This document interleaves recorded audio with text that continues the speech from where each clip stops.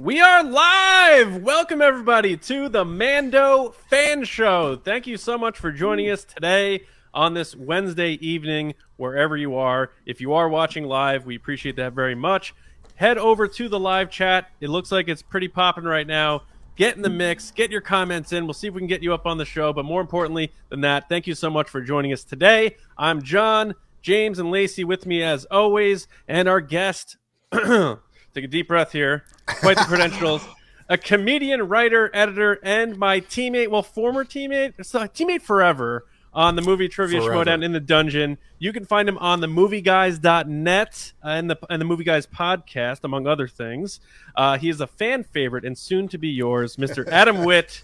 Welcome back to the show, Adam. Well, your first time on the Mando Fan Show, but second time with us. How you doing, buddy? Second time with you guys. Thank you so much. I'm so excited to be here because, you know, there was a time where you just didn't have people to talk about Star Wars with. I mean, for real. You know, I mean, like, you grew up in the middle of nowhere. You grew up in Ohio or whatever. It's like, you know. James is in Ohio right now. Oh, that's right. There's so many people from Ohio. Where are you at in Ohio? Dayton. I was born in Dayton. Did we cover this? Yeah, okay. It's been talked about loosely, yes. They're like, Dayton is the worst. I don't know who would stay there. Last time you were with us, you were filling our Dayton quota because James wasn't here. So you were like... Yeah. Oh, right. That's right. Yeah. That's awesome. Yeah, well, I was just in Dayton. But you understand, James, that in Dayton, or just in, you know, in a lot of normal circles, it's this love of Star Wars we have, it's just not that normal, you know, and you realize a lot of people are Star Wars fans. Obviously, there are millions of fans, but then there's the level on which we enjoy Star Wars, and it's hard to find people like these fine people at this panel to talk for real about Star Wars, you know. Unusually. Well said. Yes, Star Wars wasn't always the most popular thing. Even I remember from being a kid.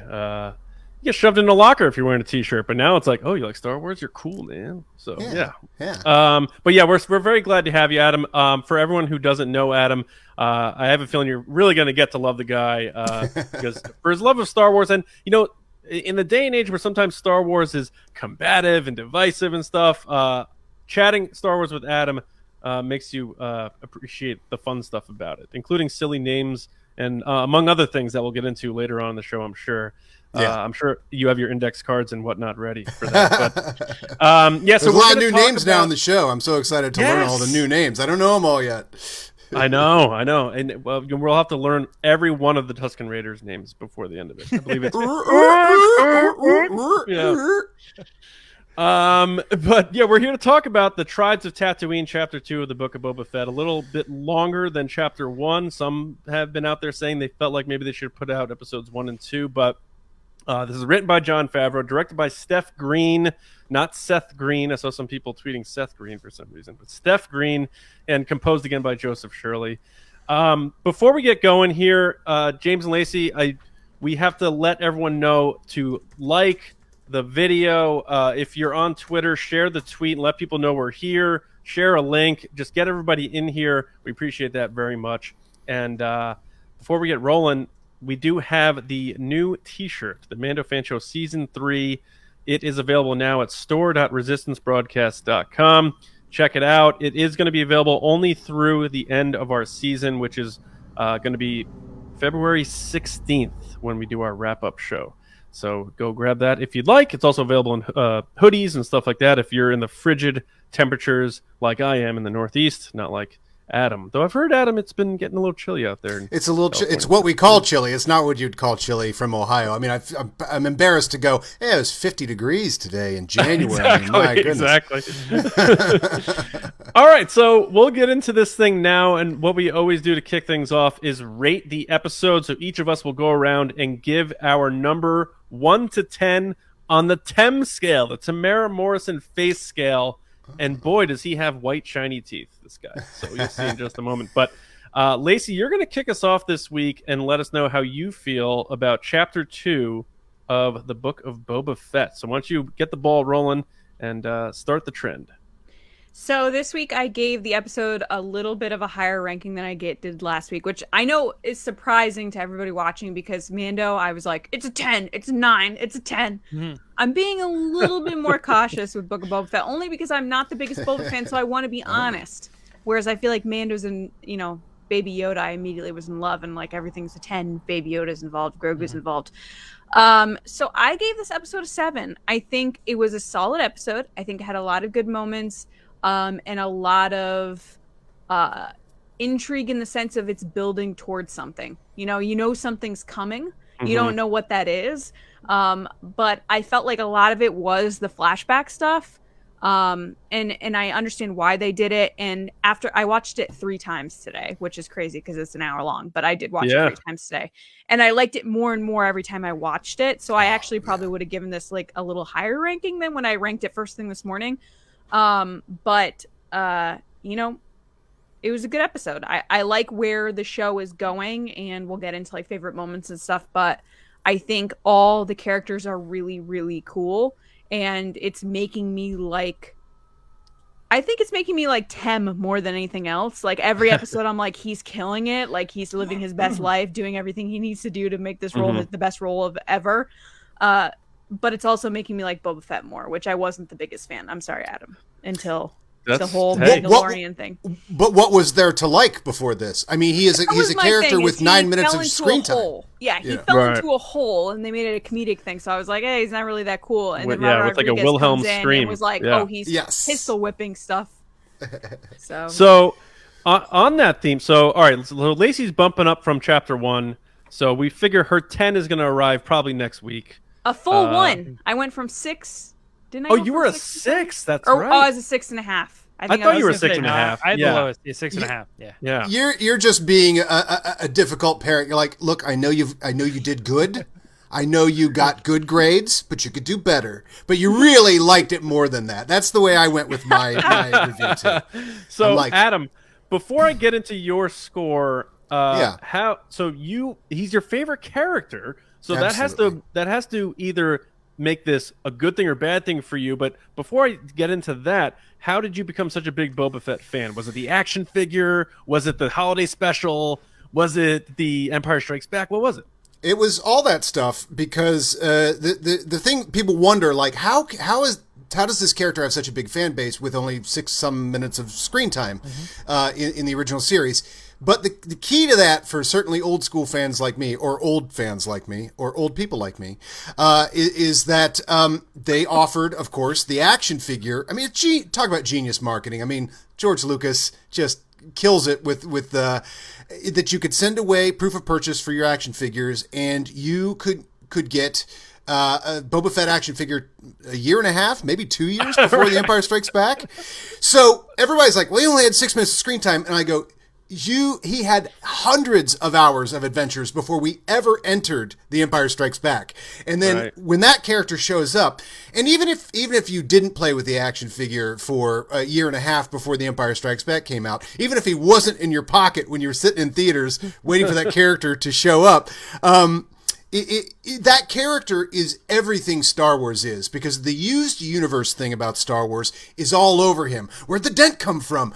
He's got this armor. It's all used, and he's got a Wookiee pelt and a cape, and you're like, you can see everything from all these adventures all over him. What's that symbol mean? What's that symbol mean? And then even at the time, there was rumors that he had stolen the armor, and like, well, where did he steal it from? Well, who has that armor? I mean, he just like that used universe thing of Star Wars, of having a storied history while just looking at an X-Wing, and you go, oh, that has been around. And that was so Boba Fett really embodies the entire Star Wars ethos of the used universe, and then they did the amazing thing of pulling him away before you got a chance to even, that character disappears. He dies in Return of the Jedi. It's a chump's death, we all admit. But now that's been rescued, of course, because of this show. Totally has. Right. But just as soon as you get used to that character and you love that character, he's removed. So it's like, that's it. So now, like, I don't know. It's just cool. It's like that character's past and future. It's just all up to your imagination with the action figure. So I love that. And I was sitting on the living room floor when the holiday special came out, and so watching the Boba Fett cartoon. I mean, I was I was a young kid sitting on the floor looking. You say what you will about the holiday special, and people do say what they will. But that did not play for me as I don't know, what was I, 6, 7 years old, just sitting there on the living room floor. Like Star Wars was in my living room. That did not suck. I don't care how much B. Arthur singing was in that, you know? Yeah. So just Boba Fett's always been that action figure, and then just anything with him on it. I had all these, figurines and little statues and things like that. And it just loved him. And I remember second grade, going to school, first day, I had and I still have it. I kept the cover of it. Boba Fett was my writing notebook. Had Boba Fett on it, and it was an awesome production photo that you don't see very often. And it was on the trading card too, of Boba Fett with the gun raised. I mean, there were so many photos of him that were not from the movies, but he just looks awesome, and they just do him up awesome in this whole thing here. Yeah. So what did you give this episode, Chapter 2? Okay, now, these are all 10s for me, obviously, but that's no good for this show. So I took it down just a little bit just so I could play the difficult parent that's like, you did very good, you got good grades, but you could do a little bit better. You got to apply yourself. And also I know that the way they structure these shows is so perfect. I mean, the sort of Kevin Feige, the sort of Disney, the Robert Rodriguez aspects of this is like, we got a lot coming up here too. We got some 10s, some serious 10s coming up. Yeah. So I could give the first episode a 10. I could give this one a 10, but I know a real 10's coming up. So I went 8 here. Okay. Even though it's amazing what happens in this episode. It's amazing how much Star Wars mythology we get. I vibe with what you're saying, but I'm going to toss it to James now, who was pretty harsh for him on the first chapter. So where did you find yourself on Chapter 2, James? So, yeah, as John was alluding to, I gave Chapter 1 a 6, and I was even giving it a little bit of credit in the sense that I felt it was going to get better, and this was set up.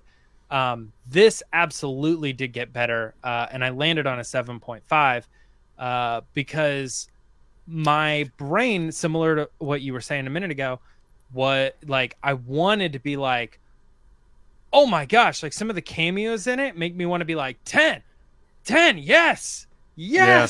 Like they were literally at one point alone in upstairs. I said this in the Mando Minute. I was like going like this because I was like, I can't believe they're making stuff happen. This is so nuts. Can't believe it. But trying to take that out of it, I still had to respect the episode as a whole because you had the whole train heist and he went from this to this. He had character arcs in his thing. It felt what I give credit to Mandalorian season 2 episode 1 is like it felt like it was its own mini movie. I feel like given nothing else and this, there's a lot in this episode. The whole train heist and him, becoming who he becomes, like all that is a story in itself. So I'm like, man, there's a lot to praise about this particular episode. And we'll get into all this details in a minute, but that's a huge jump for me to go from 6 to 7.5. That definitely puts it square in the this was good. I'm really happy with this particular episode. Yeah. What's a 10? Yeah. What's a 10? Give me your Mandalorian 10. Did any of those achieve 10? It's season 2, episode 1. Episode 1. Okay. Gotcha. Yeah. That's my 10. I don't think I've ever given a 10. I haven't given a 10. I think I gave that a 9.5. Well, I think you're right. I think I was like in the I gave one like a 9.5 because I was pushing that one. That whole thing. You give something a 10 and then something better comes out. You're like, now I have to go Spinal Tap on it, and no one wants to do that. Got to go 11. Yeah. Yeah. James, I'm with you. I went 7.5 also, which bumped me up a half from last week, which I called sort of the prologue. This, and as it turns out, is just the format. Everybody was like, "Oh, this is a prologue," and then this week they're like, "Oh no, that's the format." That's the format of the show. But yeah, so this one, I feel like these two chapters and how Jon Favreau tells stories is very deliberate, and he likes the slow burn. He likes the thick cigar. He likes to tell your story without just pummeling with you every episode. So I get that, and we learned that lesson with the Mandalorian season 1. So he's sort of it's the Favreau style of this type of storytelling, which I enjoy. But I give it the 7.5 with the knowledge of knowing that this is obviously going to serve some purpose that later on when we're rewatching these, we're like, this is why he did this is why he did that. Now I get this. Now I get that. And it's still a good score. So 7.5 for me. I'll get into more of my reasons why later, but yeah. It's all the equivalent of judging Star Wars a half hour in. You're like, I don't know, it's a bunch of droids in the desert. I don't get it. It doesn't seem like it's going anywhere. I mean, that's really what we're doing here also. Yeah, right. An episode of A New Hope robots would in be... the desert? I don't get it. Yeah, C-3PO walking through the Junlin wastes, you know? Yeah. That's it. End of chapter 1. Man, not really going anywhere. I mean, that's kind of what we're doing here. He just kicked R2 and he walked past the skeleton. And then credits? Huh? Yeah. No, you're right. You're absolutely right. But that averages the four of us out to a 7.5. So that is our score on the Tamara Morrison face scale. Oh, I got that. If we want to take a look at it. Let's take a look at it. There it is. Look at those pearly... They have veneers in a galaxy far, far away, ladies and gentlemen. And now our patron score was a little bit higher. They're a little more optimistic than us. That seems to be the trend of late. They gave it an 8.25. So there we go. A little bit more Tamara Morrison on the scale there. So we have a couple of comments we're going to get into, and Lacey, I know we probably have a couple of super chats to get through as well. But our first comment was from Sean Santarud on Patreon, who said 7.5 for me, so right on par with TRB and Adam. He said, a little too much time spent in the flashback, which I felt was a little slow-paced, yet still interesting to watch. Loved seeing the Hutt twins and Black Krrsantan. And then we have Ian Thompson, who said 9.5. Chapter 2 was fantastic and right up there with Chapter 3 of Mandalorian and some of the very best Star Wars live action. I have loved every minute of his time with the Tuskens. That train chase, wow. So those were the two comments from Patreon. I do have a couple from the chat, not super chats, but just like rating comments. So first we have Semperfi Danny. Hey, Danny, who said, I gave it a 7.2. I felt like I'm not benefiting from not knowing Legends, comics, books, etc. A lot of this episode went over my head, and I'll have to rely on you guys to fill in the blanks. But none of this is from Legends. This is all brand new. We also have Nerd Chronic, who said 10 out of 10 for the Fett and the Furious sequence. Hell yeah. What's up, Eric? Hey, Eric. That's awesome. And I know that there's one more here that kind of made me laugh. It was definitely... I'm trying to find it. It was Brian. Brian, you made a funny comment. I can't find it. It was about how he said he only gave it 9 out of 10 because of CGI Hutts. Oh, please. You were so excited. You know, and this is such backseat driving, or Monday morning quarterbacking as well. Right. As soon as the Hutts showed up, everybody was so excited. And only later you go, they could have made them puppets. Like, come on. But in that moment, when they showed up, everybody's like, what's coming up? Boom. And all the drums start going, and everybody's like, and the way that the whole thing's directed, I'll tell you what. Yeah. It was like the most awkward Thanksgiving Day parade you've ever seen in your life. Yeah. But, like, you mean when their litter arrived? Yeah. Oh, I love that. I'm like, what? I love there's so many references like, oh, I didn't hear your litter or your litter. Yeah, like right. They keep saying that to Boba Fett. It's like, you weren't carried in on a litter? And then finally you're like, well, oh, I see who's being carried in on a litter, you know? One of my favorite moments actually in the episode is when the guy says that. He's like, oh, I didn't see your litter. And it just cuts to Boba Fett. And because he has a mask on, there's no facial recognition. It's just that. And it holds for like a beat longer than it should, just so you get the moment that he's like... It's almost like the running really gag of this show is going to be about why isn't he on his litter, kind of like the shoe polish in Clerks. Like, do I smell shoe polish? But you know who is happy they use CGI Hutts are the 8 dudes who had to hold up the thing. That was so great. Talk about the guy that pulled the best straw, which was like, I got to do the drum and the tablet. Yeah, right, exactly. I love how that thing was bowing in the middle. It was bending. Yeah. You're like these poor people. You've never seen such a huge mass. And it's 2 of them. Something heavy to aid the performance. Oh, or yeah. they built it like that. They built it, and when they built it, they put something on it to make it bend. True, but they probably still would have added a bunch of weight so that these guys are actually legitimately feeling something. Yeah. Favreau and Filoni were laying on it. And saying, like, carry us, peasants. Carry us. No, it has nothing to do with their weight. I just mean they were saying, like, carry us, peasants, carry us. Do you want to get to some super chats? Yeah, before we get to the Easter eggs, let's get to some of the super chats. Yeah. First up, we have Nerdy Seb. What up? Who said, huge fan and excited to see where the story goes. I'm hoping to see Cobb show up. I would love if Boba would give him the white prototype armor. Man, that'd be cool. Now, for anybody who doesn't know, because somebody somebody said they don't know the back history. Oh, do you have it? Yeah, originally I have the like ninja version. Originally, Boba Fett was going to be a super trooper, a super stormtrooper. Right. And so that's the original design was meant to be a stormtrooper. Oh, I see. You got the variant on that. And they Samurai, had no money, so they were like, dang. Yeah, because they were going to build like 100 of those or whatever. They're like, nah, Right. we'll make it one guy. Yeah. Well, and good for He's Boba like, Fett. he's like, can I just do all of these like copy and paste like in a computer? No, not yet. All right, I'll do that later. Right.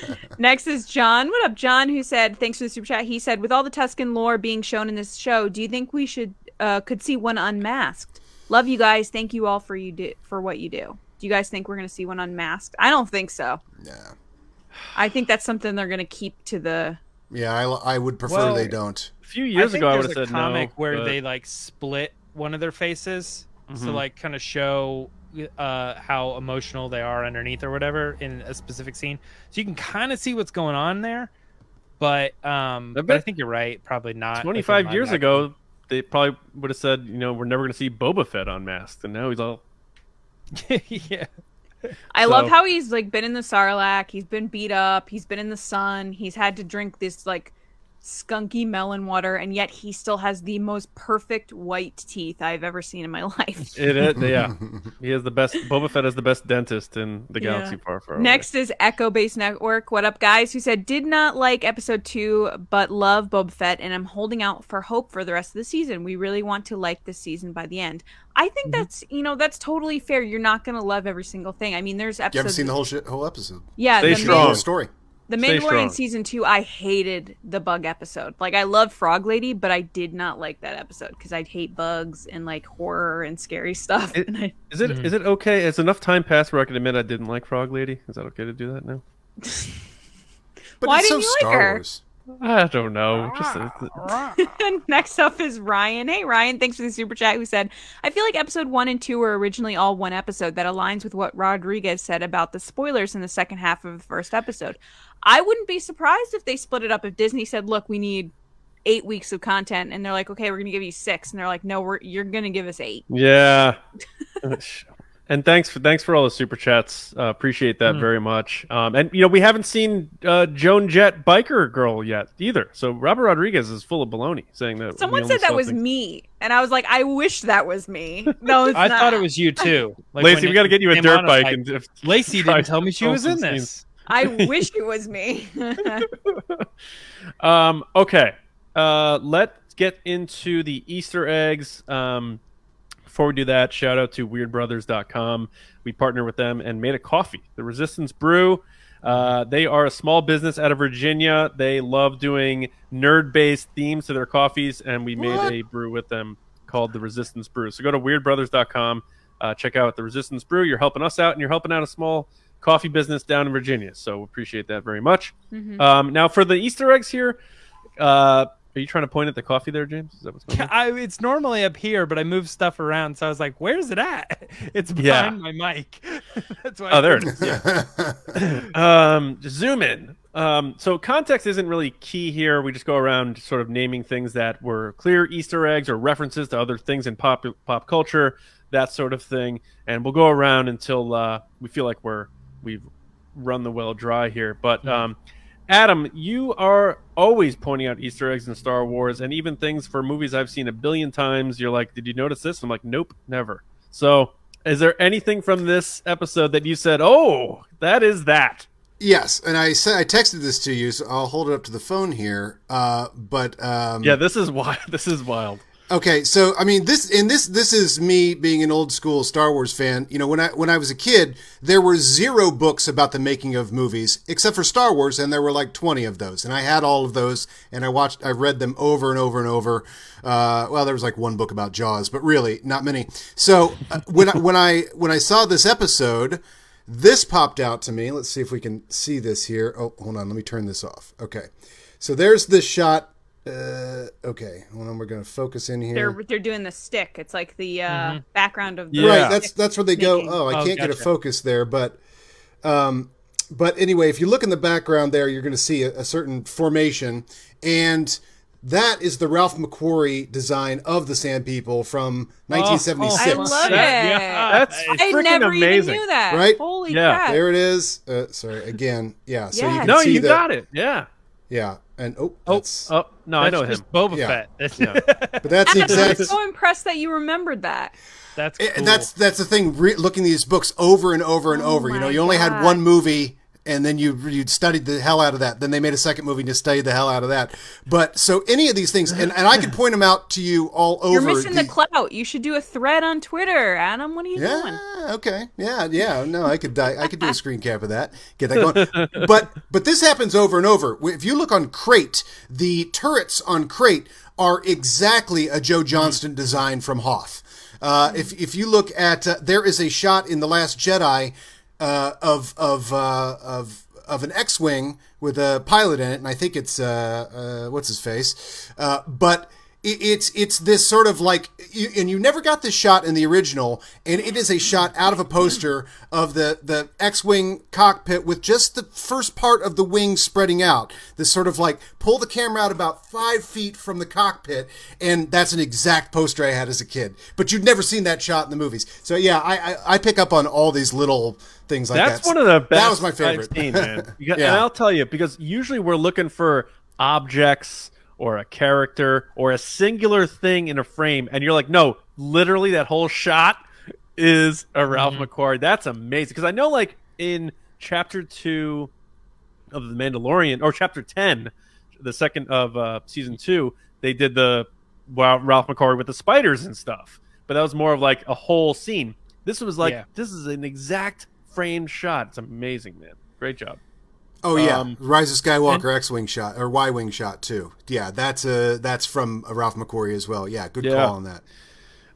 Okay, who do I have next here? James, do you have any Easter eggs or references you pointed out? I mean, some of the obvious stuff. Top you know that, what I mean? James. Like, yeah, no, I'm not going to.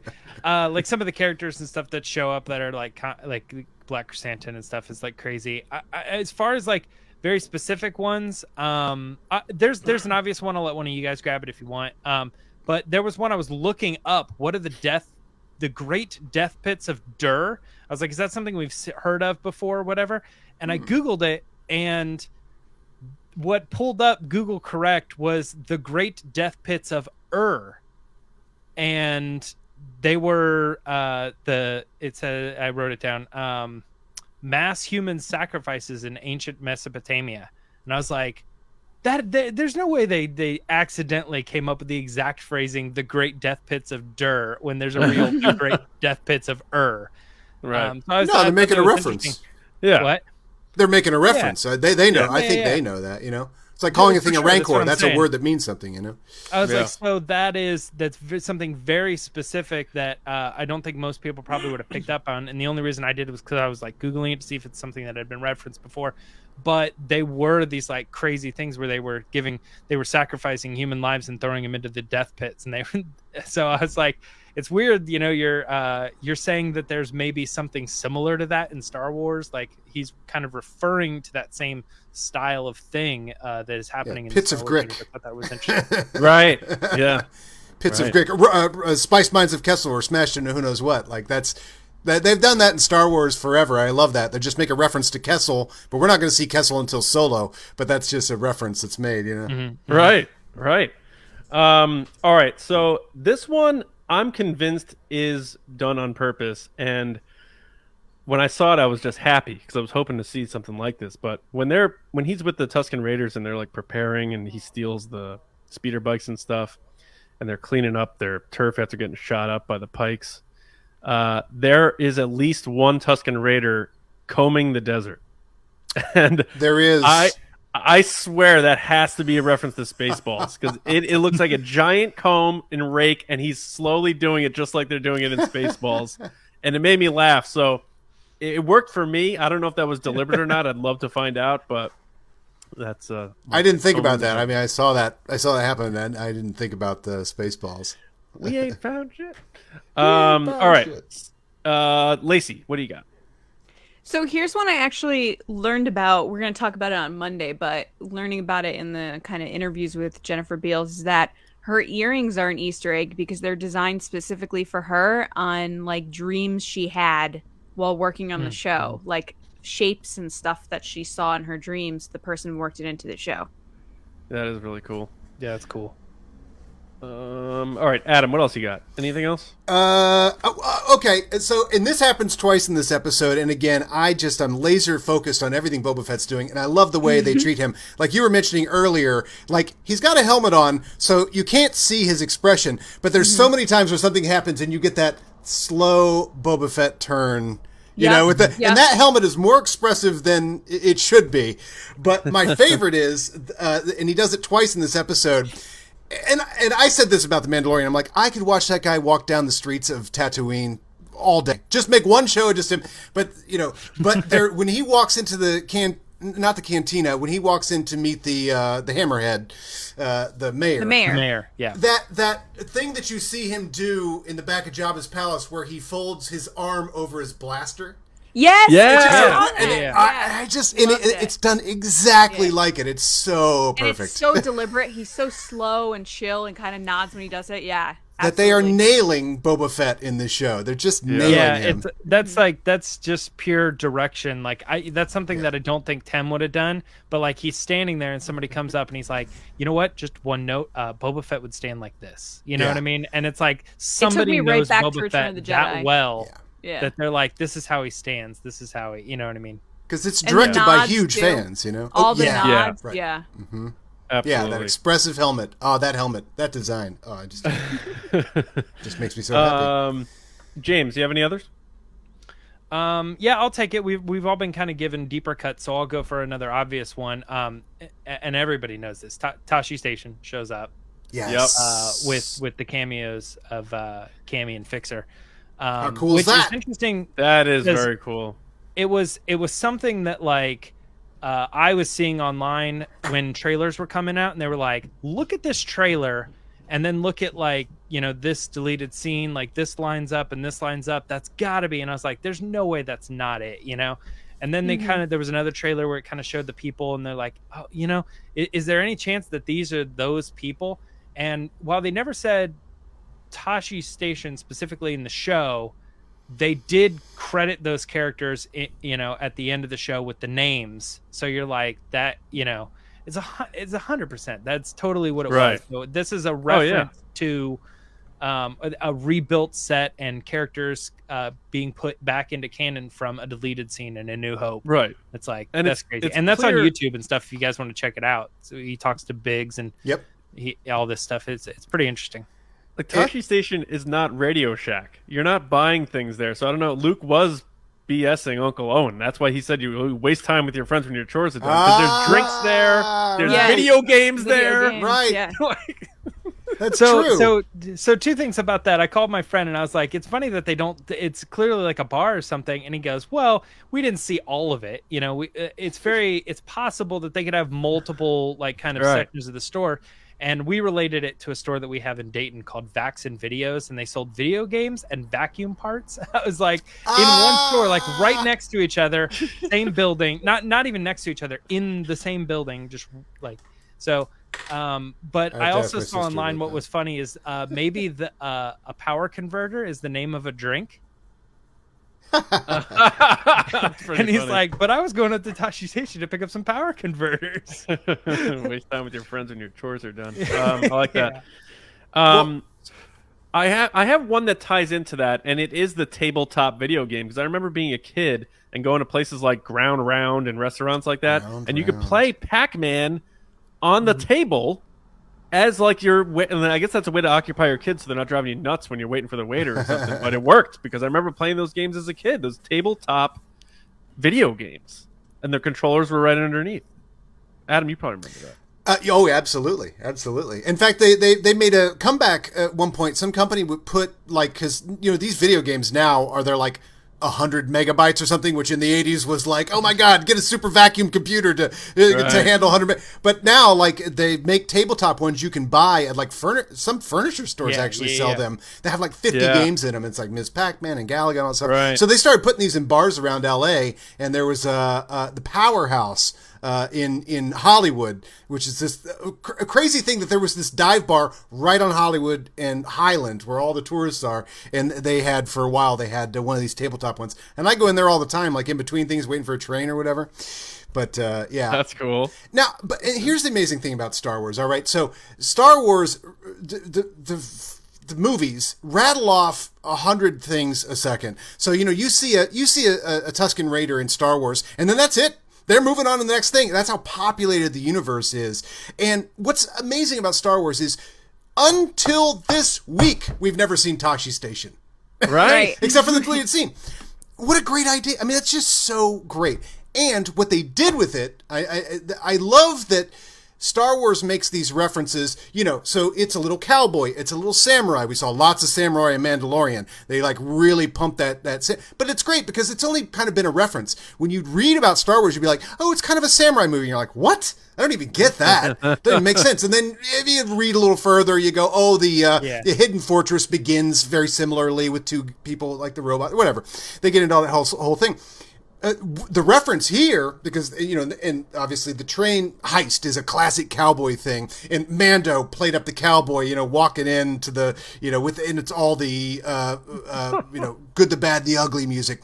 But what's going on in this Tashi Station scene is the movie Billy Jack. If anybody knows the movie Billy Jack.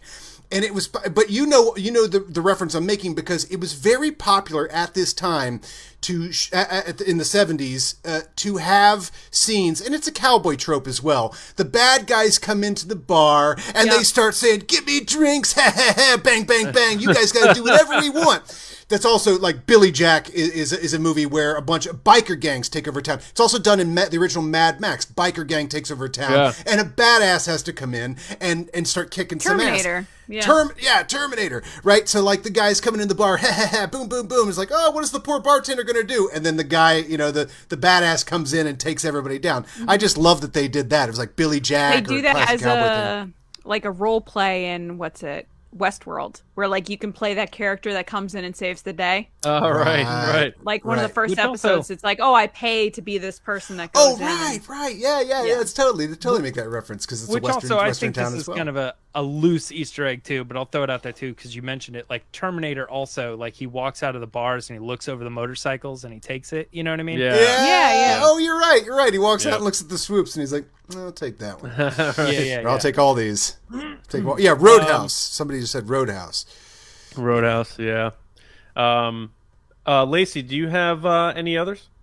Yeah, so I have a couple. A quick one would be Snaggletooth with like a toupee is sitting at the gambling table, which made me laugh because it's like a really bad wig. I think they did it on purpose. Yeah. Oh, yeah, because in Star Wars, that's the same. He also has a weird bit of hair. Yeah, it's just so bizarre. And then show could be called "Oops, All Easter Eggs." Yeah, and then the other thing is the first time I watched the episode, when the train goes by, I was like, "Ooh, train, Solo, ooh, train," and then it ends up to be the Pyke, and I'm like, "Oh, Solo, oh my god!" Yeah, it's the Pykes. When they open the window and you see them, and you're just like, "I know exactly who that is." First of all, I felt really smart. Even though, like, that's not the case. Nice. I was like, oh my god, I like know exactly who that is. I know all the backstory. So when, they show them at the end and they're talking about spice, and then they make the spice reference and the Kessel and the slave stuff, you're like, oh my god, this is so Solo right now. I don't know if we ever saw them with their masks off, which I knew they had their masks. Yeah, to stay alive. That was shocking. Studying for Schmodown, I knew they needed their masks on to stay alive and like to breathe and stuff, especially on Kessel. But they're fish heads. Yeah. Pyke Syndicate fish. I'm pretty sure a pike isn't a type of fish. Yeah. Oh yeah, it is. You're right. So that's so funny. The audio descriptive version of audio on Disney Plus, and when the mask is come off, they describe him as a catfish-like face, and I was like, that's accurate. Like I see that now. I probably wouldn't have put that together, but when the person describes it that way, you're like, that does look like a catfish. He looks like a catfish. It literally looks like a fish on a body because it even has the tail in the back. It's like a fish on a person. But it was really cool to see, and guys, it's making me more excited about Crimson Dawn maybe showing up. Or here's the thing, right? Just doing the checks with the John Kasdan tweet from the original Make Solo 2 Happen Day, where he showed all the different like Hut Syndicate, blah blah blah blah. Like we're just getting these checks now that you're like, okay, there's one, that type of thing. Yeah, and that's what we all thought when this was coming back. You're like, oh my gosh, because like the idea that there was a power vacuum in Tatooine had never occurred to us, because Star Wars just moves on. That's the thing. Oh, here's Jawas. Now we're moving on. Here's Sand People. Now we're moving on. I mean, that's the key to the movies, and that's why these things can sit in this mythology. Which this is only like the third time we've seen Sand People, and in like the Phantom Menace, you're like, oh, there's one. It's an Easter egg, and that's why I say this show is oops all Easter eggs. But when we all first heard about this, we're like, oh my God, that's right. There's a power vacuum with the gangs, and this crowd I know is all like, ooh, what are the gangs? Crimson Dawn, the Pykes, and here's the Pykes, and he messed with him and he pissed him off, and they're gonna be back within force. Like, he's going to disrupt every gang, and the last episode of the show is going to be all out gang war with the Tusken Raiders now as his faithful army, which is pretty cool. There's that. Bill Gill, my dad, would be so proud that I knew that Pyke was a type of fish. Like, he finally listened to anything I said, because he's always back in these forests they have these animals, and one time I went fishing and blah blah. I said this when I was given my score. I said there was some initial like stuff that I was like, on the surface, like it doesn't have any substance really to this particular episode, but on the surface, like throwing in a character here or there, made me so excited. That's because in this episode alone, we got Hutts, Wookiees, Transdoshans, Tusken Raiders, and the Pyke Syndicate. And if you even want to throw it in there, we got like sleazy Twi'leks too. You know what I mean? It's like kind of all the underground big name alien species that you ever would want to see. And it's all in this 50-minute episode for television. It's nuts. Yeah. And some of those characters are making like first time appearances and stuff, like the Pykes revealing their face for the first time, Black Krrsantan making his live action debut. He's from something I don't know him. Crazy. So Danny, Semperfi Danny actually asked, I don't know him. Who is the Black Wookiee? Is he canon? Yeah, so he made his debut in Darth Vader comic. Oh, comics, okay. Yeah. So he was in those comics, so cool. And then he's made a couple different appearances here and there. He's kind of one of the comics go-to characters when we like need another bounty hunter type character. And him and Boba Fett know each other. They have history. Yes, yeah. And the biggest history I'd say with a character that this person is involved with, Black Krrsantan's very involved with Dr. Aphra. I don't think that necessarily means that she's going to be involved or something, but like when Dr. Aphra is doing the stuff that she's been doing in the stories they've told, usually it does involve Black Krrsantan. He's like, she's like his Wookiee. Like sometimes they try to treat her kind of like a Han Solo character, and like he would kind of be her like Chewbacca.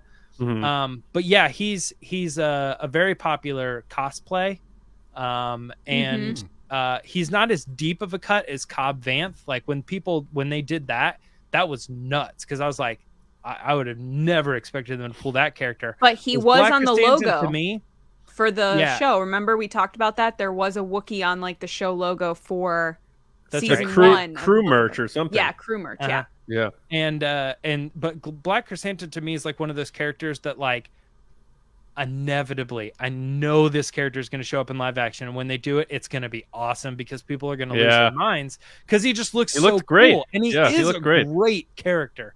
Like, so I was just like pumped, like when you see the back of his head, I was like, no way, right? It's happening. Like, you just gave me two Hutts, the twins, and now you're just gonna like throw this in there too. It's amazing.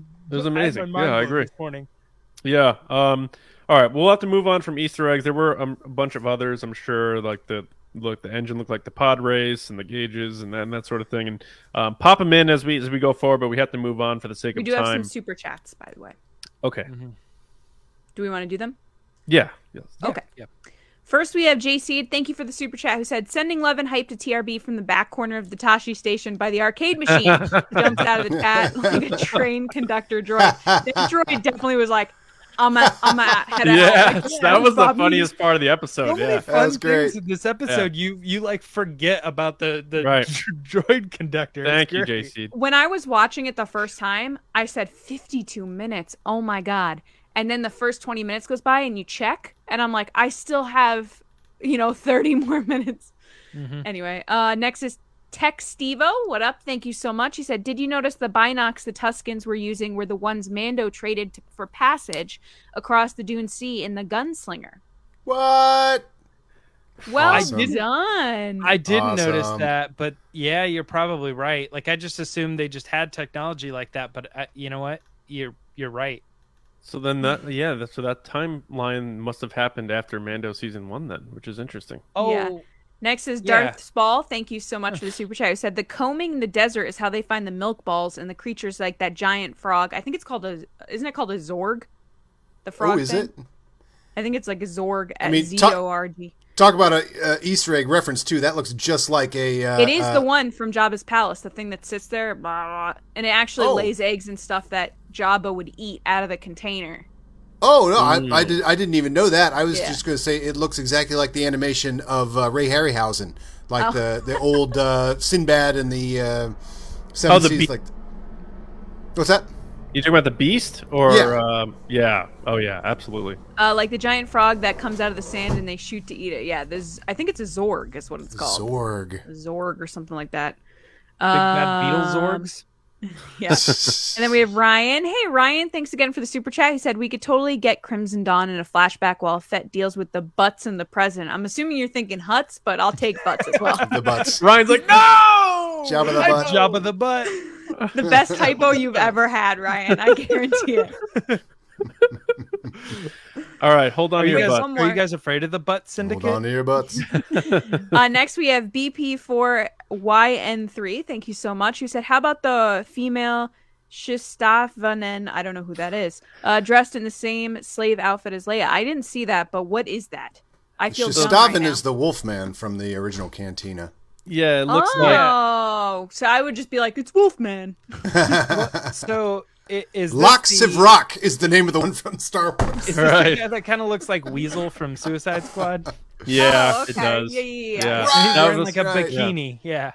Yeah, it does look Man. like Weasel. Every once in a while, you just feel like a bad fan when someone throws out a term and you're like, I mean, There's just so I much guess to G's wearing a bikini. know. I don't know. Yeah, what? Yeah, no. Oops, all Easter eggs. yeah. Thank you guys so much for the super chats. Keep them Thank coming. you We're very going to get much. to them as the night goes on. Yes. All right. So real quick, the Mando code. I know a lot of you out there are waiting for this. So it is our season-long giveaway contest. I'm giving away one number on every episode. James is going to write it down because he thinks he has a chance to win this. You cannot enter because you are a part of the problem. Please tell me Um, it says be That's sure to what drink it's your called. Ovaltine at the end. I'm of sorry to cut you off. A wart. WORRT. That's Right. not Wart. Zorg. Got A it. wart. I knew it was Wart. some weird org name. Big bad Yes. beetle warts. All right, so we're giving away a number every episode. At the end of the season, we're going to ask you to submit what your guess is on the correct order and what its meaning is, and you'll be able to enter to win the Boba Fett electronic re-armored helmet from the Black Series. Whoa. So good luck to everyone there. So this episode's number is 2. Oh, I got it. I know what it is. Jot that down. Yeah, you got it. Sure to drink your Ovaltine. Yes, exactly. Little Crummy Ralphie. commercial?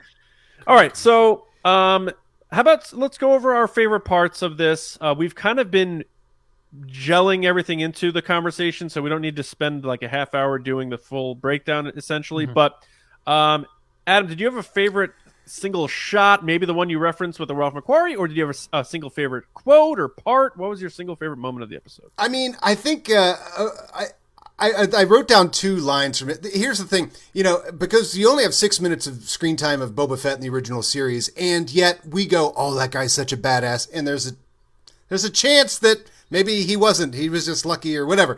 But, he gets his man, he gets Han Solo and all that sort of stuff. So when it comes to the Mandalorian episode where he returns, you're like, there has been a lot of build up to just how badass this guy is. And of course, that episode, directed by Robert Rodriguez, absolutely confirms that he just comes in and clears house. And my favorite shot of that ship exploding and him turning back to camera. I was like, That is the best. Really, for a guy who loves Star Wars, that might be my very favorite shot in Star Wars history. But the line, "Your lives are a gesture of our civility," is a really good one. And the line, if he's not going to speak, he no longer needs his head. Yeah. Boba Fett is just so Boba Fett. They really are nailing it. And there's just a chance, and I think this is what people thought about The Phantom Menace, is like, oh, what are the Jedi's going to be like when we go back? And they weren't quite what people were expecting. There is none of that with Boba Fett. It's like, oh, as advertised. Oh, Boba Fett is as advertised. But the shot is him walking into the mayor's office and standing there, you know, and you're just like, that is just so Boba Fett. I love it so much. Right. Excellent. Good picks. Yeah. Mine has to be, just because of the effect it had on me, was seeing the Hutts turn that corner and be brought in. And, you know, CGI be damned or not, whatever. It, like you said at the top, Adam, I was like, oh my God, this is insane. Like, yeah, so. Which is what everybody else that's complaining about CGI thought in the moment, too. Yeah. But anyway. Because you felt like, oh, he's going to have to deal with this group and then the Pykes and maybe Crimson Dawn. And you felt like the Hutts were done. They're in the past. And it's like, no, there's more, and there's twins, and they're not even close to done. Here they come. Who knows if Rada shows up now somewhere down the line? Like, who knows what's going to happen? But there were 2 Hutts being carried in on a litter. And you're sitting there going, wow, in that moment. And then a Wookiee walks up, and you're like, "Wow, my God!" I know. Like for as much as we like Star Wars, we're constantly going, "That's right, Wookiees. That's right, Jabba the Hutt. That's right." There's so much other stuff. It's so like good. You're seeing like a partial Beatles reunion, and then like Eric Clapton walks on stage, like, and you're like, "Oh right, my God, what is happening?" So good. James is like, not the Beatles, John, not the Beatles. I do have to chime in here really quick. Michelle did bring up the like a bantha. Like a bantha. With that big smile. With the funny thing is when that moment happened, I didn't see Boba Fett. I saw Tem. I was like, that's Tamora Morrison having fun on set. Like, I can't see Boba Fett being like a bantha. Yeah. That could have been improv. Who knows? That would have been cool. Oh my God, so funny. Lacey, favorite shot or moment?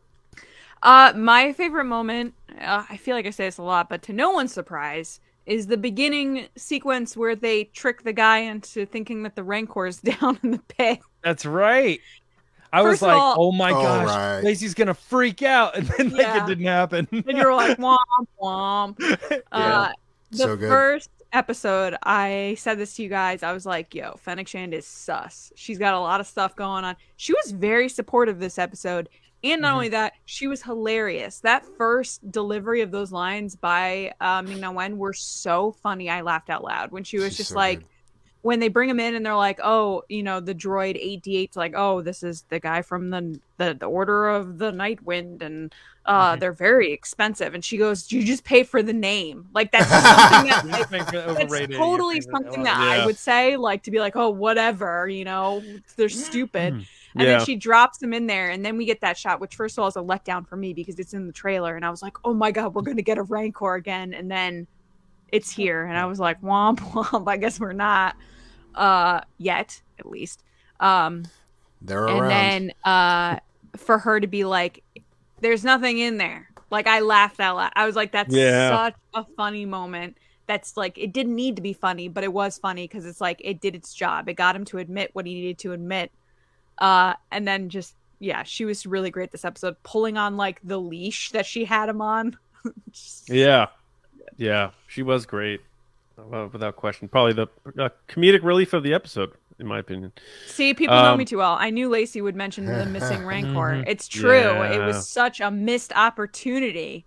Yeah, it was. Perhaps one day. But it's a great reference because, we know the Rancor is missing. It got killed. But I mean, they could have gotten another one in that time or whatever. But it's great. I forgot about that. Yes. Brian brings up the little white little puffy mouse that he's using as a sweat rag. Funny. And the thing's I actually wrote that down. I said using a hamster to soak up sweat. And the thing's like trying to bite him, and he finally eventually just throws it away. But like, what is that? What is this thing? James, did you have a favorite shot or moment?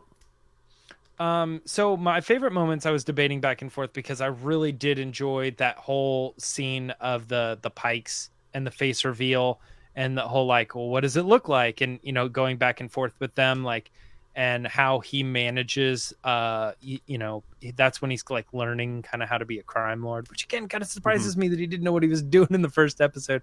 But anyway, but I have to go, it has to be the Hutts in the Black Krrsantan scene, but specifically shot. There is one scene of Boba Fett, on this side of the frame, and then it's like looking past him as he looks at Black Krrsantan. This is as the Hutts are leaving, and Black Krrsantan's just like staring at him, and he just like kind of slowly walks off the screen, like he's just ever watching him. And I'm like, he looks so good, like so menacing. Like, I think part of maybe why people, I know why people are talking about the CG Hutts thing, but I think another thing is like, yeah, we aren't used to I CGI think they at this actually point. did a really good job with their like little personalities and quirks that make them Hutts, like their little quick distractions and things. Like, I really thought they did a good job bringing those characters to life, but I'm saying those fully CG characters in relation to this Wookiee that's like 100% practical and real, and it looks amazing. Like sometimes I even think Chewbacca, like I can see like Jonas, like I can see his eyes or something. But there was something about Black Krrsantan, I was like, that is all Wookiee, man. You know what it is, dude? Scary. Because Jonas has to wear black around his eyes like Batman, and the brown fur and the black, you can sort of see like there's the difference there. With the black Wookiee, it's just all lost in there. Yeah, that's probably right. But like I was looking evil. I'm just like, it just looks so good. Yeah, he gave him like shot. whoever's in that costume, like it'd be great if it was Jonas, but whoever it was like was given the looks and doing it right, and that was very cool. I agree. So yeah, the CG Hutts, I was pumped when I saw them. I was kind of like, ugh, CG. But it looks so much better than obviously prequel Jabba that we've seen before, which was just not ready for the technology at the time for what they needed. Technology at the time. These ones looked great. And it got me excited because it's like, hey, they could bring Jabba back if they wanted to. But I hope that if they eventually do have more of a face-to-face situation where the Hutt is right in front of someone and they have the ability to do the puppet, they will. I like my Hutts not moving, so... By the way, I wondered when the Pykes took their masks off, that they looked very much like a Nemoidian kind of the mouth moving type thing. It's like an upwards mouth, yeah. Yeah, so it looked like a mask with works in it, but I have a feeling it's CGI made to look like a mask that you could see the operation. Maybe. I have a feeling that is CGI and nobody knew. Yeah. Yeah, I would not be surprised. Much like Yoda's original ears, they kind of wiggled a little bit because they were rubber. And when they went and did the CGI for Yoda, they were sure to include the error, basically, of the wiggle, because otherwise it just wouldn't look right. Yeah. Or it hit its mouth. They didn't make him like enunciate a lot. It was still just the flap a little bit. Yeah. But, they tried to protect continuity. But I think those guys might have been CGI, but made to look like that sort of Nemoidian. I bet you're right, dude. I don't know. I'm not sure. Yeah, really quick for Sarah, the twins, because I noticed this the second time I watched it, if you look at them, they're sitting kind of like this, and then their tails are wrapped around each other. So it looks like they're together, but they're not. It's like the way they're arranged on that platform, which those poor guys that have to carry them. I would want to be the drum tattoos and piercings, like those symbols and stuff. Yeah, but like they're kind of sitting there, and then they wrap around each other, kind of like yin yang type. Yeah, but we would have freaked out if it was just a Hutt at all. But they went a step further and had twin Hutts, and it's just like this show just works so hard for us to love it. and you've mentioned earlier in this episode, sometimes they just throw away lines and stuff. She goes, the twins have put in a bid for this area or whatever, and he reminds them. He says the twins are preoccupied by the debauchery of Hutta.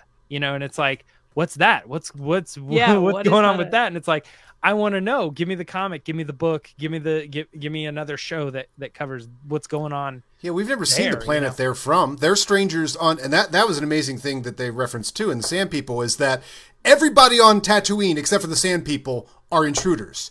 Like the nativization of the Sand People. And we've never felt for Sand People. I mean, Mandalorian made some strides for that, but this made a huge... We've always thought of them as villains, never thought of them as the poor natives who have now been, are being screwed with by all this technology and everything. That was a huge, big move for Star Wars. Klieg Lars referring to them as mindless monsters. Yeah, exactly.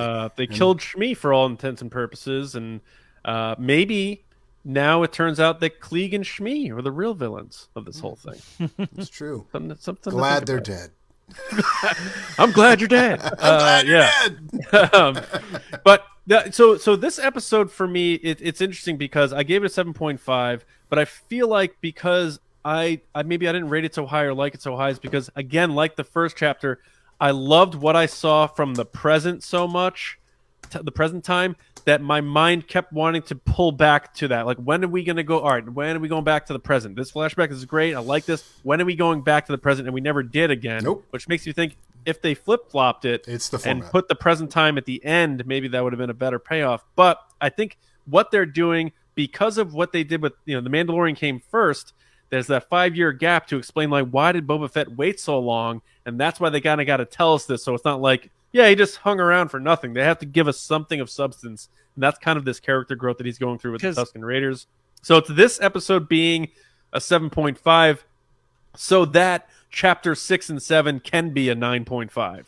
It's like, you got, like you said, Adam, with the New Hope, like maybe the first 30 minutes isn't the most exciting thing in the world, but because we got to get the slow burn with those characters and get to know them, the last 30 minutes were amazing. Yeah. And it's just like, that's how we have to kind of look at this. And that's why, it's not my favorite episode. I really liked it a lot, but I know in the grand scheme of this book, it's going to have big payoffs in the end. I was thinking about that this afternoon too, like how this episode played out with it being so much in the past. And I was like, well, here's the thing is like, I think the advertising for the show sold us on the idea that it was going to take place in this timeline. But had the show been sold, hey, we're doing the Book of Boba Fett, and it's going to be about those 5 years or whatever, 7 years before The Mandalorian, and that's going to be the story, we would have been pumped about it. We would have been excited.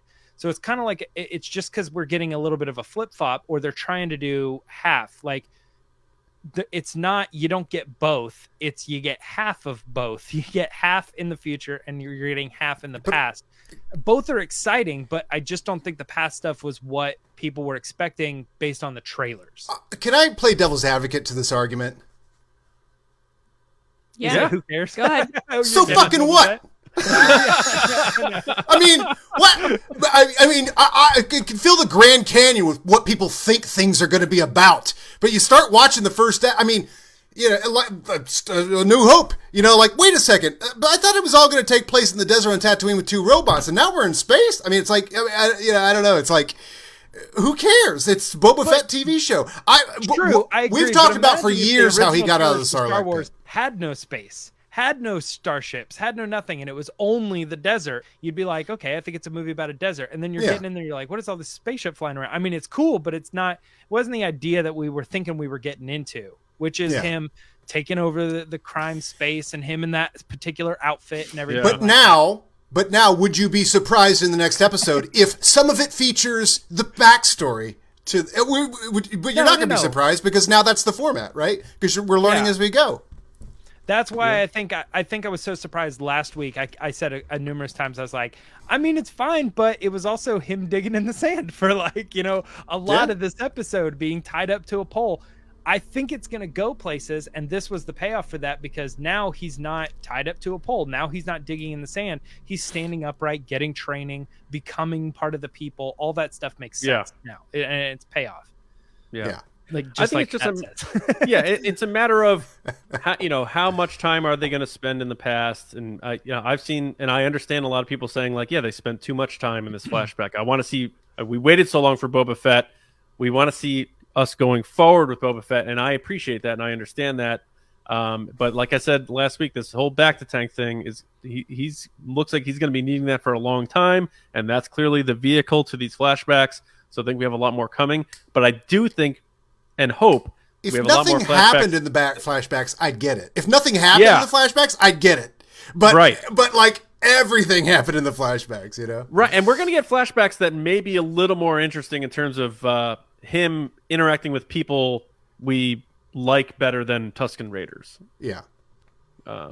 And not the same, but maybe people love Tusken Raiders. I don't know. Maybe Tusken Raiders are their favorite characters. So what I'm seeing online when I'm reading comments on discussing this episode, it does seem like there are a lot of people that are like, thank God Disney finally is doing something right, flushing out these characters and these stories. Sure, and stuff. yeah, of course. I'm like, okay, it's different. Some people like the and they sequels have to. and they don't like this boring flushing out of the Tusken Raiders. And other people are like, get rid of the sequels, get rid of this stuff that they can't create their own characters.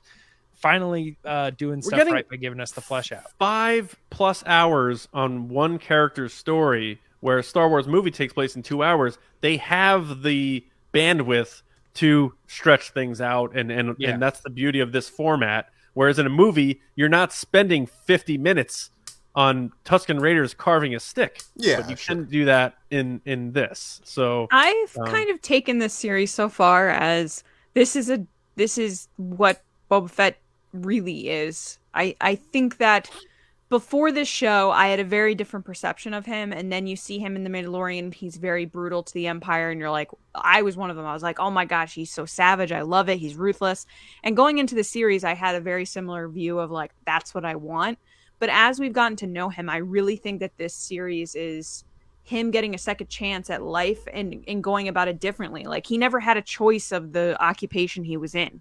He was created by his dad as a clone of his dad. He went right into being a bounty hunter from his dad. And you hear it multiple times in the present timeline of people being like, oh, you're a bounty hunter. And he goes, I'm not a bounty hunter.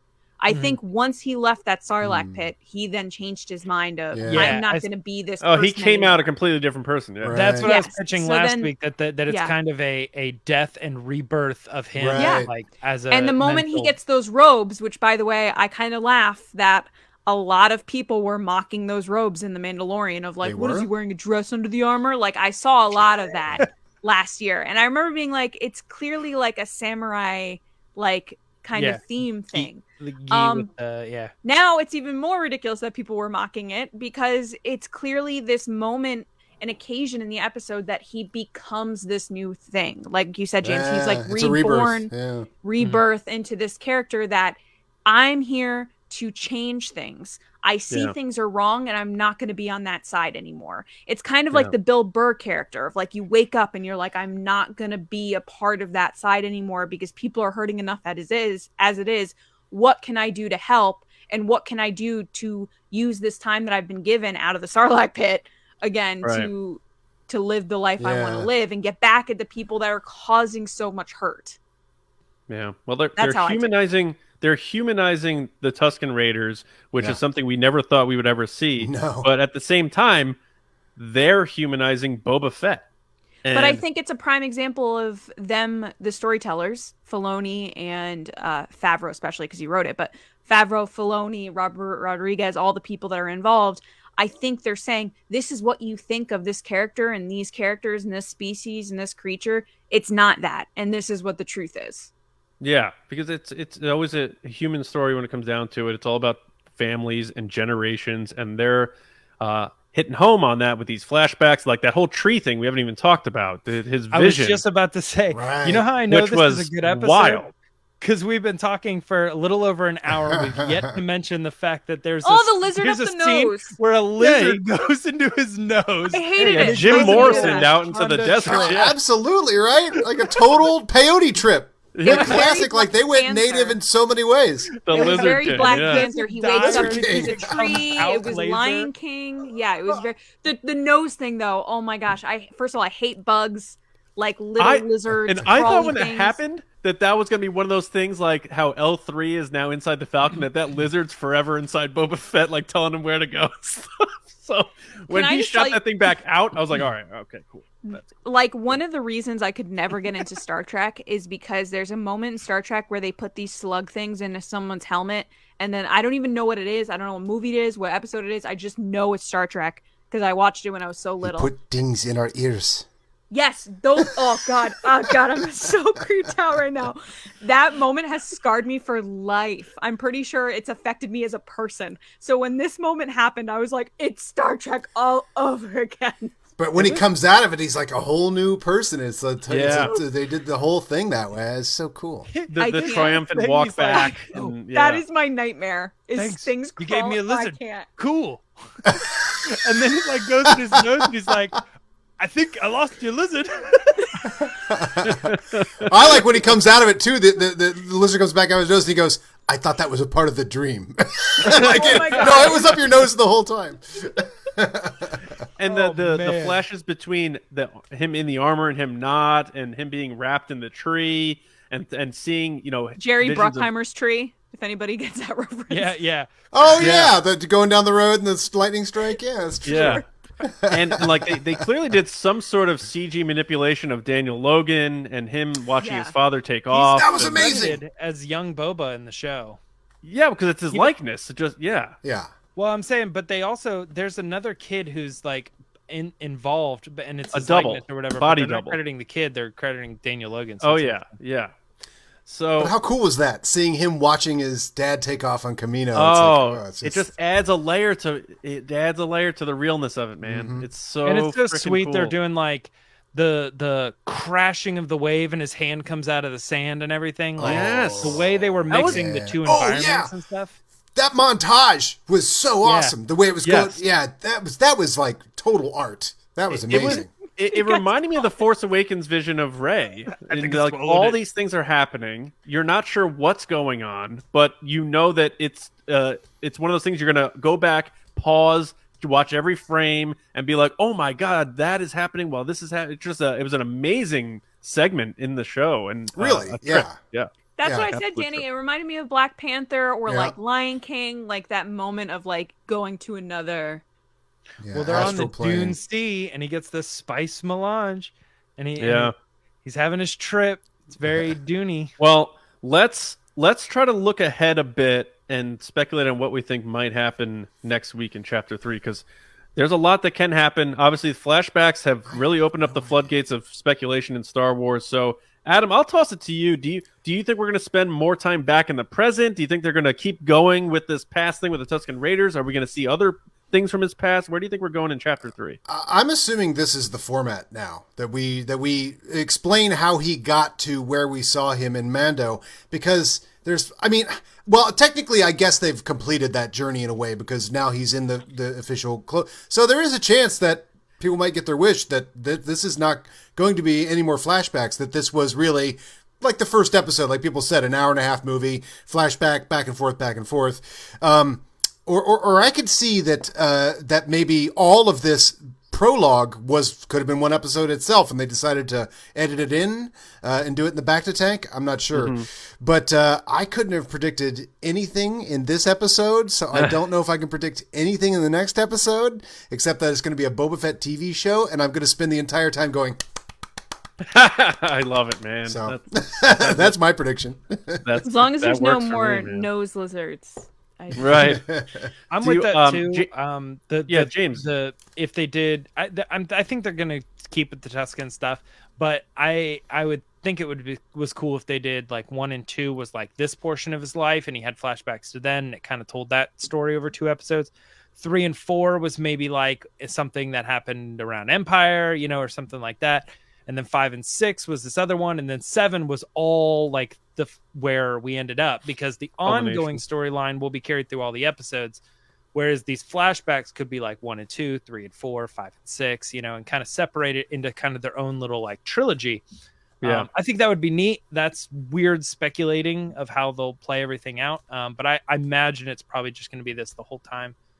But yeah, I've said it numerous times. I'm very happy with this particular episode, and I'm more wondering now, like, where's it going to go? Like, you see the huts and you see Black Krrsantan and all this and stuff, and I love the feeling when it comes to Star Wars that I go, I feel like anything is possible. Like, It's true. You say like when. Like all of a sudden Cobb Vanth is on the screen and you're like, I give up. There's nothing that's untouchable now. It's like Oops, all literally Easter egg.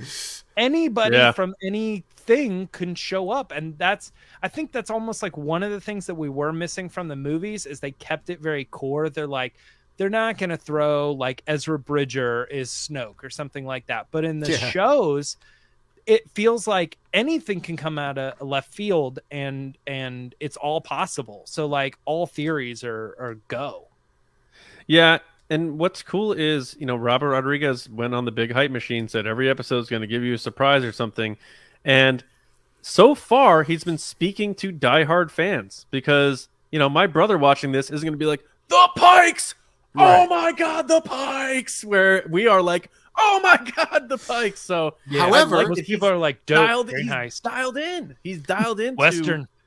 However, very much like our experience watching the original trilogy for the first time, or whatever ones we watched for the first time, people who are watching without any backstory are exactly like us watching episode 4. I've never heard of a Jawa. I've never heard of Sand People. What's a Darth Vader? What's a Death Star? What's an Alderaan? What's a... so it's like this experience must be exactly the same way of like, wow, there's just a bunch of stuff in this world. Like it's a very lived-in world. So we can sit here and go, hey, it's the Pykes. But to other people, it's just like watching episode 4. You're like, oh, what's a Jawa? What's a Pyke? I don't know. But this world is very thick. So that's kind of cool. You just described Jon Favreau and Dave Filoni. And there's going to be those people saying like, I thought Jabba was dead. Be like, no, that's... There's more of those. Yeah. But Lacey, what do you think's going on next week? Are we going to get that crime lord dinner table meeting finally? We're going to get the biker chick? What's going on in chapter 3?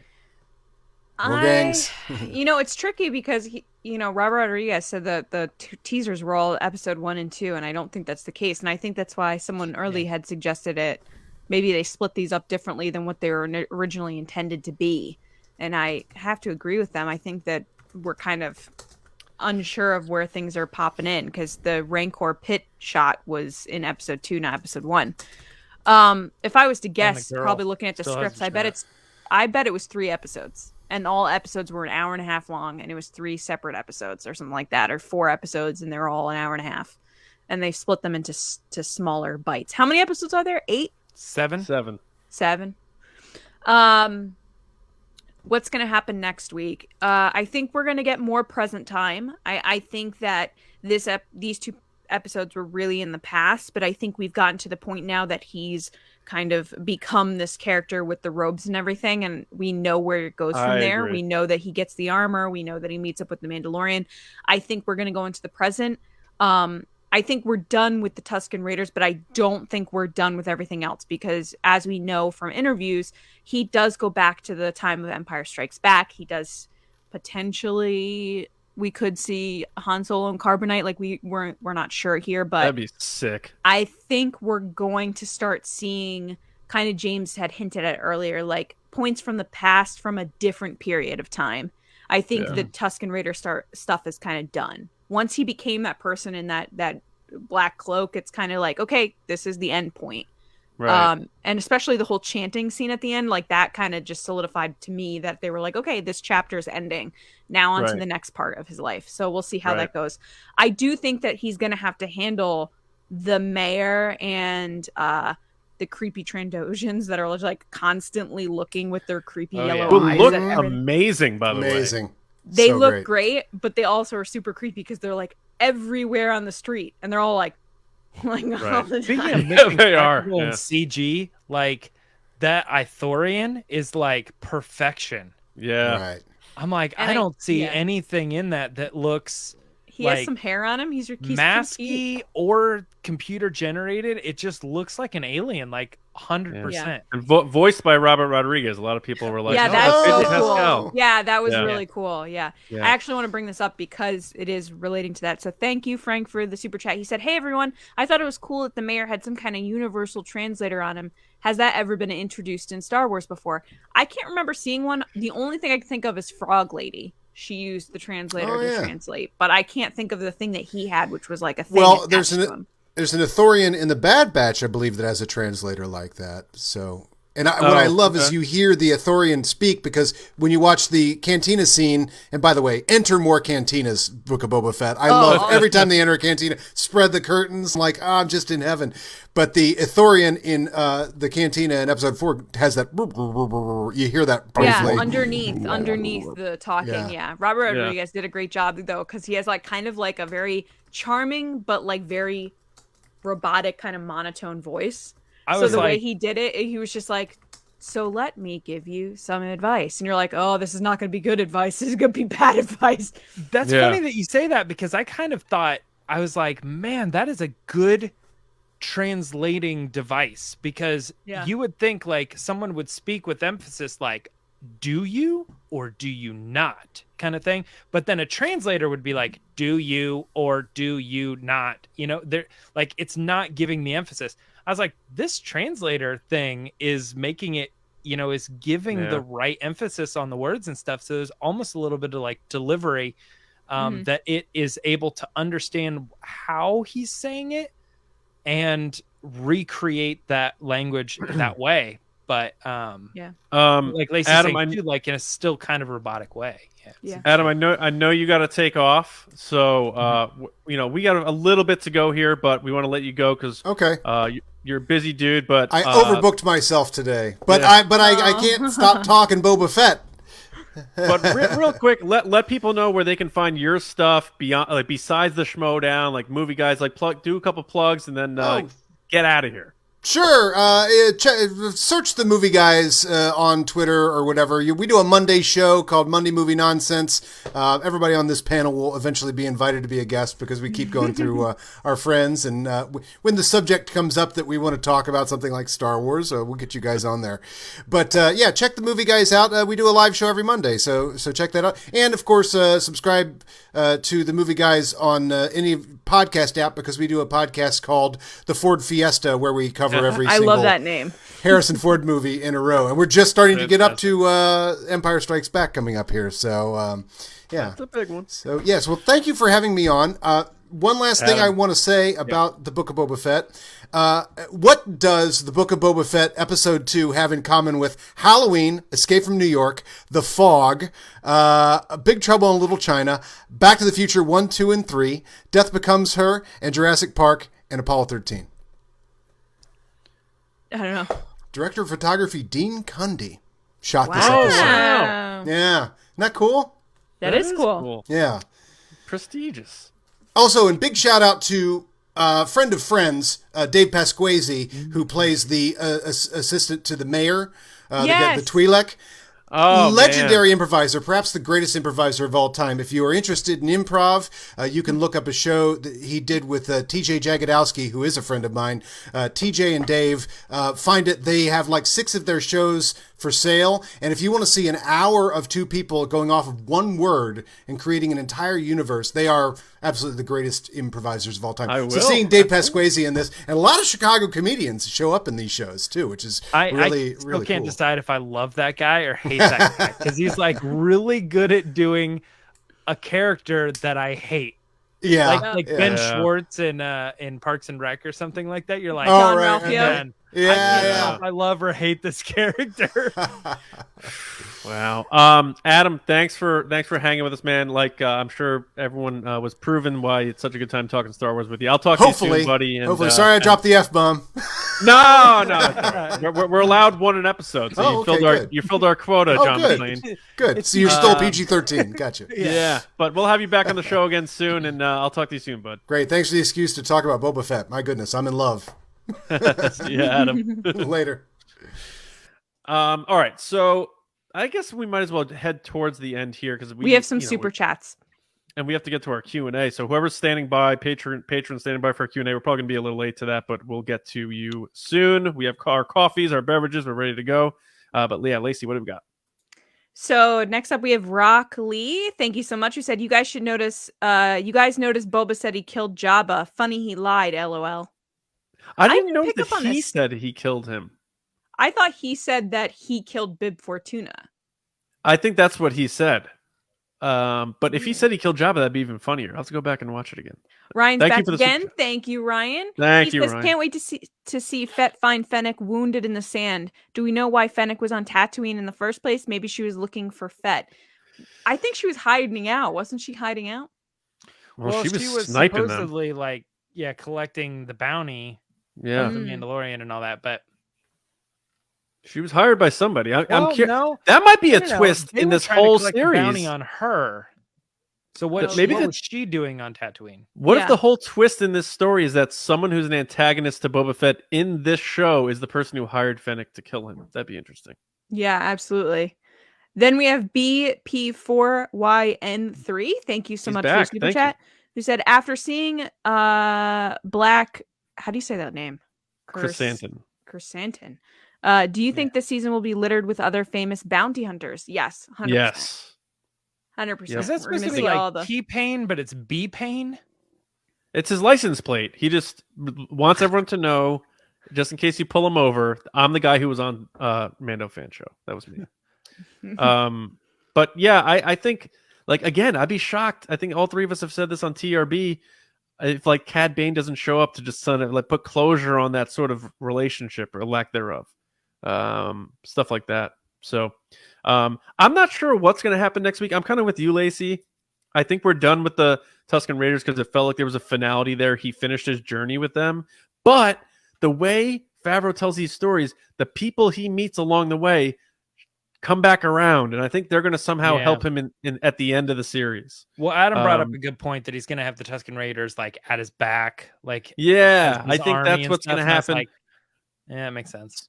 So I think we're going to spend more time in the present in Chapter 3. I think we're going to see more of like that crime table meeting. I think maybe we see that biker girl.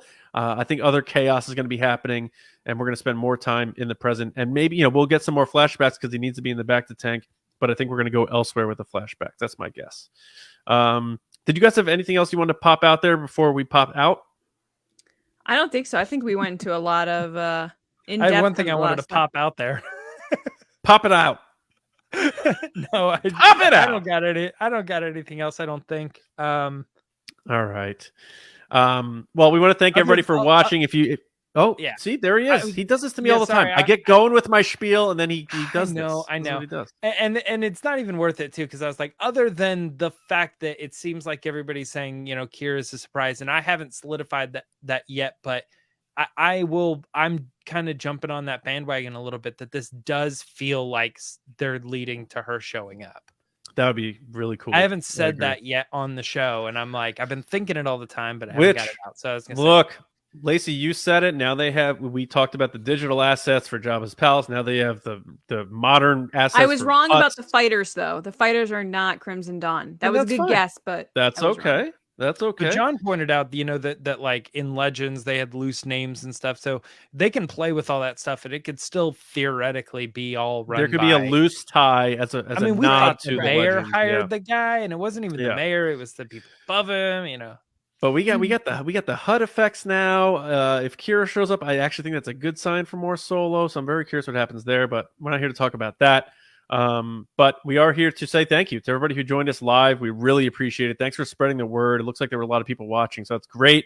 Of course, this is going to be on the audio platforms tomorrow morning, and will always be on the channel. So if you can't join us live, like I can't make every one of these, don't worry. It's always going to be here for you. But we appreciate it if you can make it live. And either way, just watching or listening in general.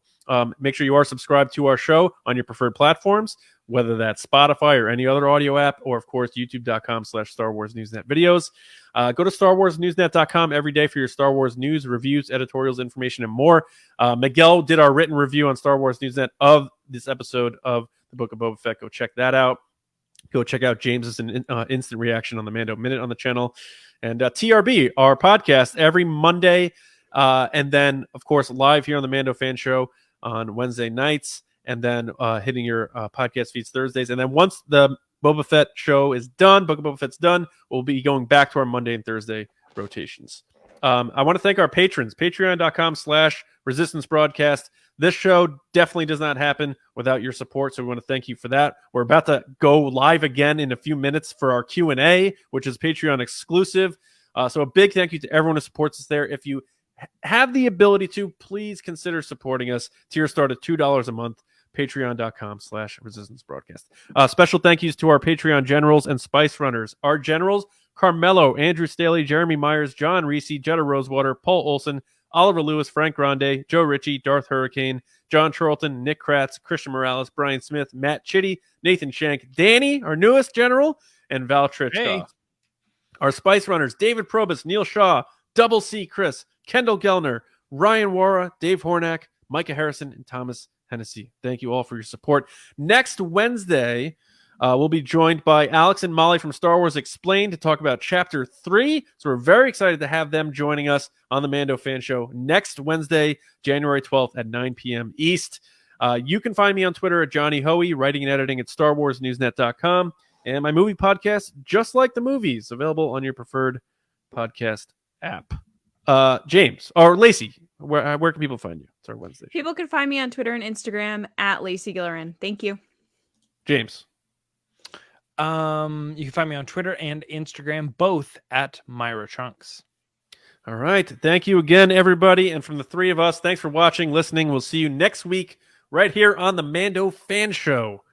See you around, kids.